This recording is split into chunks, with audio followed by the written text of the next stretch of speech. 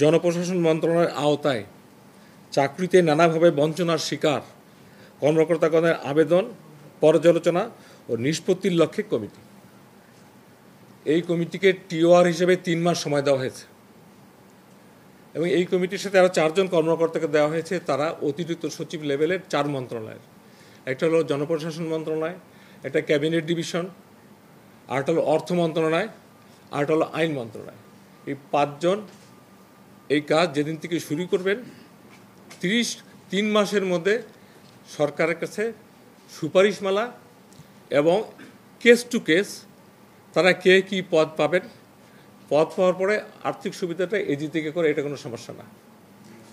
এখন এইটা হলো মূল কথা, হলো যে এই কমিটিটি 2500 যে আমাদের দীর্ঘ 16 বছরে বঞ্চিত, ইনক্লুডিং মি, এই এদের নিয়ে কোন পিরিয়ড 2009 সাল থেকে 4 আগস্ট 2024 এই পিরিয়ডের মধ্যে যারা বঞ্চিত হয়েছেন নানানভাবে ইত্যাদি, তাদের বিষয়গুলি কেস টু কেস বিবেচনা করে সরকারকে সুপারিশ করবে কাকে কোন জায়গায় নেওয়া যায়।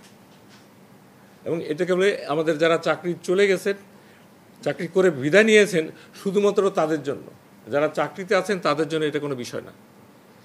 এরা নানানভাবে বঞ্চিত হয়েছেন। প্রথম হলো সামাজিকভাবে হয়েছেন, পারিবারিকভাবে হয়েছেন, আর্থিকভাবে হয়েছেন, অনেকে অসুস্থ হয়ে গেছেন। নানানভাবে আমরা এটাকে এই সরকারের সদস্যের সরকার, আমরা যেটা বলি ইন্টারিম সরকার বলি, ওনারা বিবেচনার জন্য এই দিয়েছেন এবং very soon it will be done. আপনারা জানেন যে মাত্র 13 জনে এই সরকার 3টা পদে পদোন্নতি দিয়েছে, 3টা স্তরে, মাত্র 13 দিনে। Senior assistant secretary to DS, DS to joint secretary, joint secretary to additional secretary, এদের পদায়ন চলছে, কোনো সমস্যা নেই।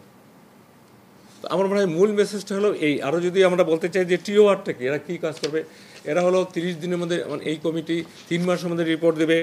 তারপরে আমাদের কমিটির কাজের লজিস্টিক অ্যান্ড আমরা যেটা বলি সাচিবিক সহায়তা জনপ্রশাসন মন্ত্রণালয় দেবে। এখানে কোনো একটা উপযুক্ত রুমে উনি এসে বসবেন, আমাদের যে 4 মন্ত্রণালয়ের 4 জনকে দেওয়া হবে, তারা যেদিন থেকে শুরু করবে তারা কাজ করবেন। এবং এই জন্য একটা তাদের স্বাধীনতা দেওয়া হয়েছে যে একবারে 3 মাসেও তারা রিপোর্ট দিতে পারেন, অথবা কেস টু কেস তারা পিসমিলও দিতে পারেন। It depends of the committee.